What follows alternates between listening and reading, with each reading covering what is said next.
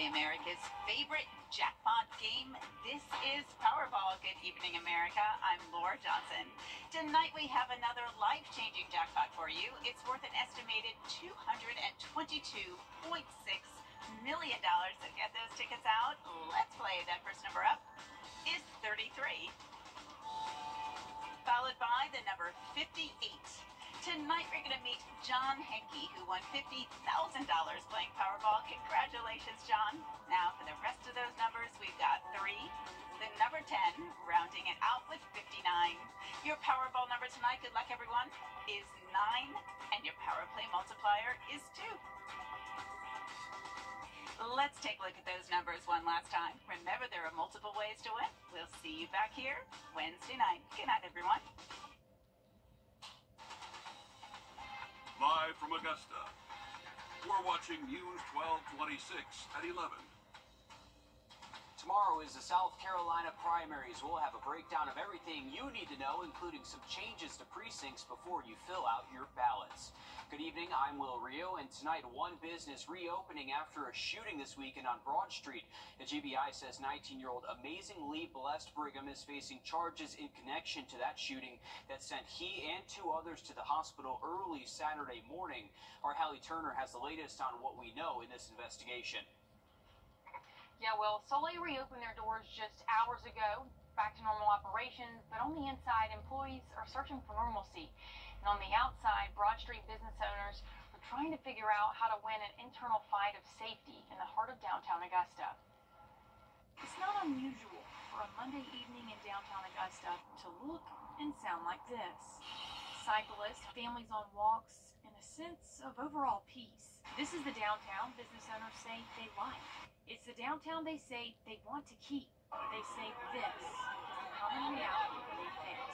Shattered glass, sirens in the back, patrol cars everywhere. Now, restaurant fronts are boarded up and employees are waiting at the door for customers to return. Business owners shared at a press conference Saturday, this is a cycle that continues to repeat. This problem does not exist just in the summer.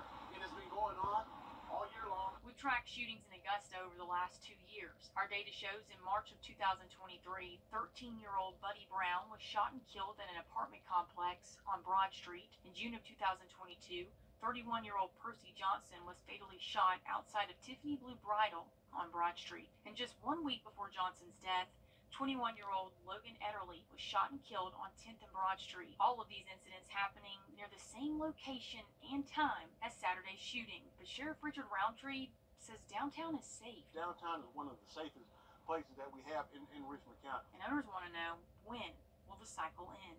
And I have been vocal about it, and I have been very, very extremely public about it, and nothing has been done until somebody got shot with an assault rifle. That's a huge concern. Now, Sheriff Roundtree says the mayor asked Governor Kemp for more resources to help downtown, but Commissioner Jordan Johnson also added that he's headed to the drawing board for solutions to the needs of those in downtown. We've asked what those plans are, and we'll share when they may start. All right, thanks, Hallie, for staying on top of that. We look forward to finding out what those plans are by city leaders moving forward. Switching gears to weather now as we take a live look outside at Grovetown and Riley. We saw some pretty strong storms move through our area earlier this evening.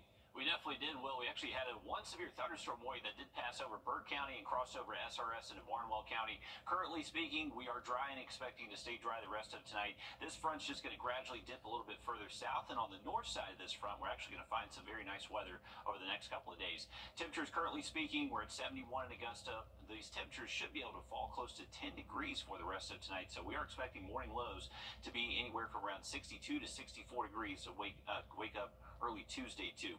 Once we get into the afternoon, those high temps will be seasonal, most likely close to 90 degrees for most spots, and not expecting any rain tomorrow. And overall, over the next several days, rain chances do look pretty slim.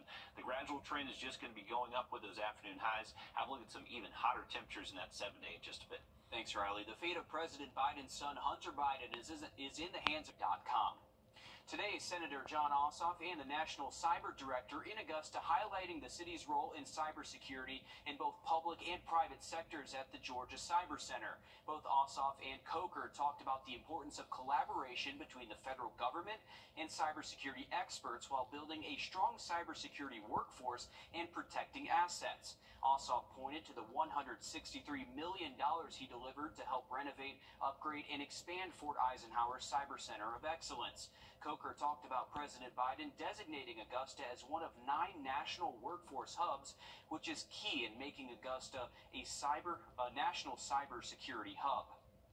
Here in Georgia, there are almost 15,000 open cyber jobs.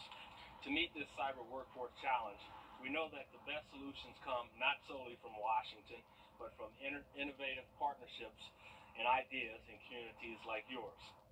The cyber director also talked about clean energy. Georgia got $950 million to speed up clean energy in buildings and manufacturing. Tomorrow morning, Senator Ossoff is expected to be in Millen announcing access to federal services. Those services include Social Security, Medicare, helping veterans with their VA and TRICARE benefits, and much more. It's a part of his office's Constituent Services in Your Community events. This will be from 10 until 1 at the Millen City Hall. After several delivery delays, the U.S. Postal Service Distribution Center in Palmetto, Georgia will soon be delivering mail back on time. The facility combined operations with several post offices, but the crowding of systems, overstaffing, and a move to a larger facility caused delays across the entire state. Lawmakers visited the center today. They say when mail is on time, the 2-day delivery standard is close to 90%, but in March, it went down to 16% of the time. They are very convinced that within the next 6 to 8 weeks that first-class mail delivery will be back to on time at the same percentages that it was prior to the changes. The lawmakers' visit comes less than 2 weeks after Senator Ossoff toured the facility, saying he would work to get improvements. Augusta firefighters rushing to a house fire this morning in Hephzibah. Officials say it happened on Woodcock Drive at around 10:30. When they got there, they saw heavy smoke and fire. 3 people and a dog made it out safely. 1 person was taken to the hospital with minor injuries. Firefighters say the fire started in the kitchen while the owner was cooking. The family is getting help from the Red Cross. Riley? Well, we are expecting beautiful weather for our Tuesday, but temperatures are going to be getting hotter for the rest of the week. While that full forecast coming up. And the UN Security Council is voting for a ceasefire. And you'll never forget it. Welcome back to News 12 at 11. We're going to check your weather with First Alert Chief Meteorologist Riley Hale. And Riley, things have certainly calmed down a bit for us this evening compared to earlier. It was a busy Monday, Will. I don't know if you got woken up even late last night. Absolutely. At about 3, 4 a.m. we had some of these big movers out there. And even this afternoon we had a wave mainly south of I-20. Had a really cool shot of a thunderstorm over Burke County. This was earlier this evening taken by Mr. Andy Hunter right over downtown Augusta. But if you were driving around town, say an hour or so before sunset, you may have saw this thunderstorm growing in the distance. So you could see it was healthy over Burke County, but then it actually did turn severe once it went over Barnwell County. Showing you our infrared satellite, you can see how tall these thunderstorms were. When I was looking at them earlier, they were close to 40,000 feet. But take a look at this one storm offshore. That's close to 60,000 feet. So that is a very robust thunderstorm there off the Florida coast. We are not expecting much rain the next couple of days. After we did see a pretty active Monday, all the storms are generally going to stay south of us along that front the next few afternoons. We're just going to enjoy a nice northeast flow of wind, and that's going to keep our temperatures most likely pretty seasonal, if not even just a tad below average for us. Not much rain in our forecast, so we're just going to kind of do the same thing day after day. Just a few clouds passing us by Wednesday and Thursday. Temperatures, though, just going to be climbing up each day for us. So back into the mid-90s Thursday, 95 Friday, and right now we're looking at Saturday to be the hottest day of the week, all the way back up to 96, what we just saw this past Sunday out there yesterday.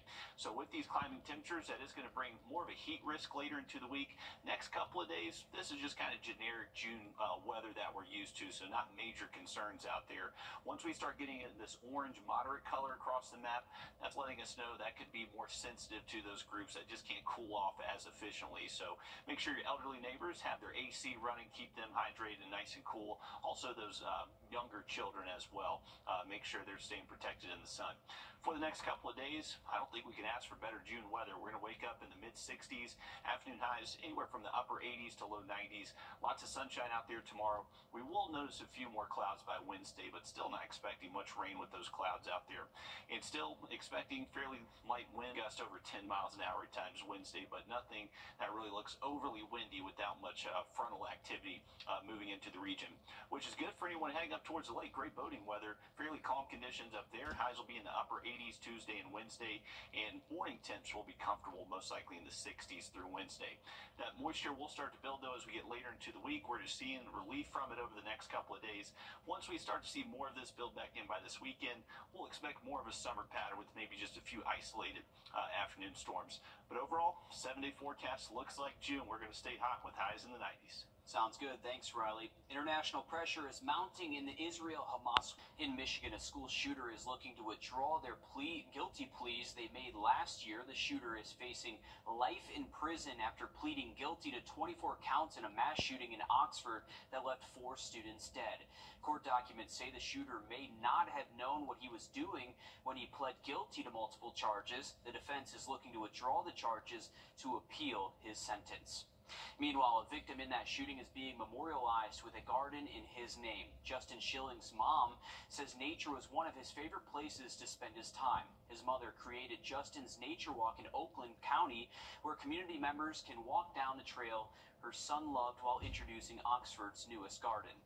We don't forget the tragedy that did happen, but we just move on the best that we can, planting trees in his honor, gardens in his honor, to keep his legacy alive and to come together. After memorializing him, the community walked down the trail with their Justin Nature Walk shirts, honoring him, of course. Also in Michigan, one person is dead and another is severely injured after a small plane crash. Officials say it happened earlier today just outside of Detroit in Washita County. Authorities say one person had to be cut out of the wreckage and was rushed to the hospital in critical condition. The investigation is being handled by the Michigan State Police. No word yet on what caused that crash. Ahead of this Father's Day weekend and in the middle of baseball season, one family fulfilling their father's goal is receiving a surprise they won't forget. And as we head to break, here's a live look at Seattle and a look at your winning lottery numbers.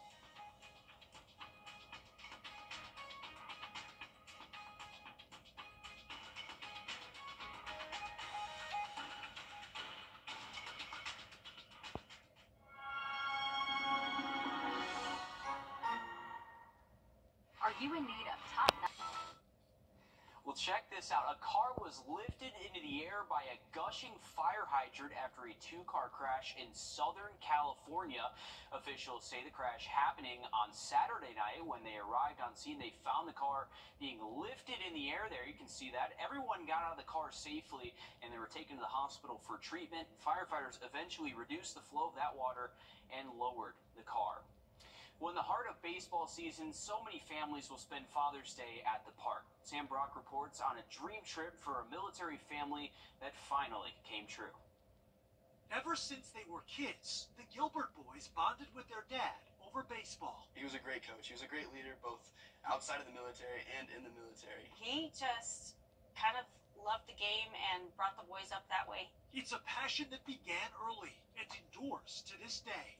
So important to their family that when Air Force Colonel Eric Gilbert was deployed, he promised them something that felt like home. What was the goal? What was the plan? The plan was to go to all 30 MLB parks by the time I was 18. They came up just short when the 48-year-old suddenly passed away in 2020. And yet, for those diamond dreams, almost like a Father's Day gift to him, it turns out extra innings were in store. From famed Fenway Park to Wrigley Field to Nats Park, they reached 28 venues, but missed one state, Florida, and 2 parks, the Rays and Marlins. So TAPS, which provides comfort for military families, fixed that, including a Sunday surprise at Miami's Lone Depot Park. Today, the Gilbert family is completing the mission. The boys throwing out the first pitch just a month shy of Dane's 18th birthday. So you actually were surprised by the fact you were going to be throwing out the first pitch? Oh, we had no clue. You had no time to mentally prepare for this? No, not at all. Or warm up. Our faces hurt from smiling so much because we have so many great memories. And when you lose somebody, those memories are so precious. Today, the smiles and laughs overpowering the pain with a dream fulfilled. And what a great tribute for them, and glad that they finally got to do that. I know their dad is looking down on them as well. We thank him for his service as well. Well, the Georgia Bulldogs needed one more win to punch their ticket to Omaha for the College Baseball World Series. We'll have a full breakdown of tonight's action in Athens next in sports. I've had an opportunity to give back. Introducing the First Alert Radar Network. With up to 10 times the resolution of other local radars and technology that can pinpoint right down to your street. First just got faster. Your life sounds pretty great. Don't let a buzz ruin it. Buzz driving is drunk driving. First Alert Radar, powered by Jim Hudson Automotive Group. On your sideline.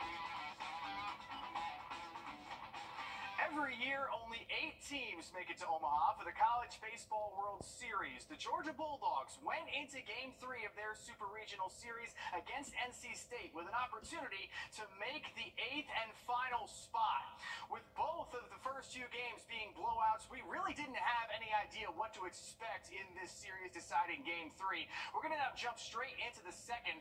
No score until freshman Trey Phelps launches this ball to the moon, and it came back down to earth, landed on the opposite side of that center field fence for a 2-run homer, putting the Dogs up 2-0. NC State would get their bats going later on in the top of the 4th with a runner on third.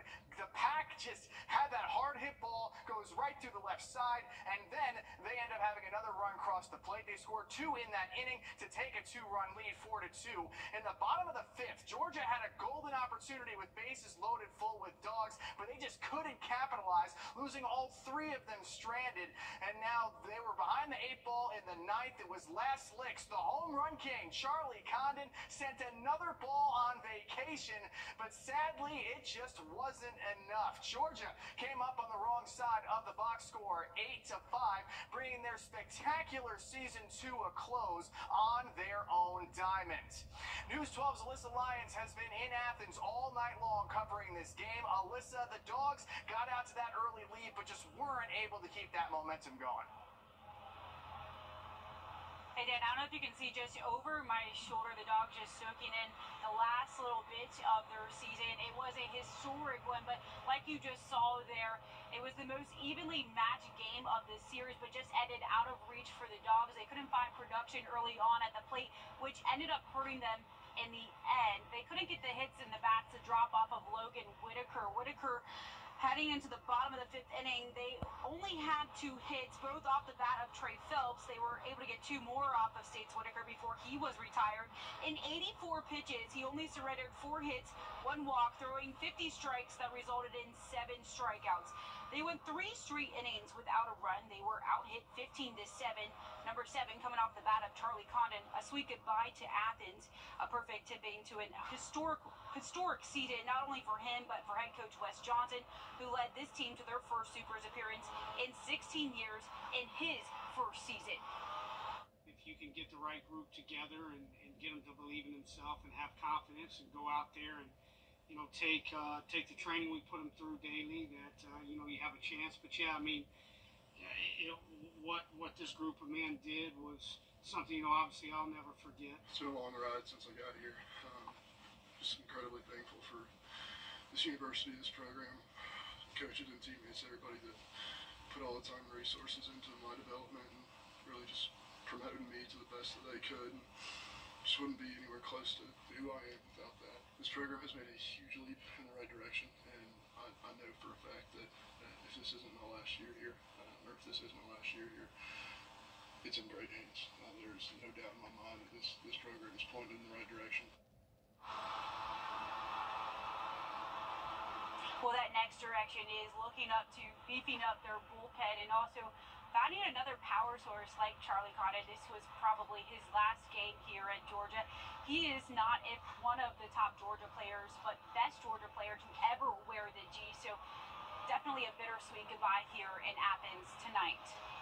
Yeah, Alyssa, the entire season, both of us have been talking about just how much fun he's been to watch. All the homers, the batting average, the slugging percentage. He's still up for the Golden Spikes, which he could win sometime next week, which is given to the best player in college baseball. And after the season he had, I'd be shocked if he didn't win it. So just a phenomenal player, phenomenal guy. Thank you for being out there and covering all this, because it's been a wild ride throughout the whole weekend. So thank you always, and have a safe trip back here, all right? With UGA and Clemson and South Carolina all suffering tough losses in the Super Regionals, there is a field of 8 in Omaha, and this is what it is looking like. Two conferences have dominated the whole season, and we have an even draw of SEC and ACC teams left standing. It's going to be a lot of fun to see how that one shakes out. That's it for sports. Riley, take it away. Appreciate it, Dan. Unfortunately, the Dogs couldn't pull it out tonight, but best of luck to the Wolfpack as they continue on to Omaha. Beautiful moon out there tonight. We do have mostly clear skies. We'll have another quick look at that 7-day forecast just after the break. Ivan Temp, brought to you by your First Alert weather team. The Emmy-nominated Late Show with Stephen Colbert. Let's all celebrate that Crystal is open late night. All right, quick look at your 7-day forecast. We do have hot temps hitting the 90s over the next 7 days, but mostly rain-free, so looking good for outdoor plans, but it's going to be hot. That's what I'm looking forward to, is no rain on the weekend. Yeah. That's all I asked for. Well, I didn't say that. I said next couple of days. Okay. By the weekend. All right, well, gonna be I'm not a meteorologist. All right, well, stick around for the...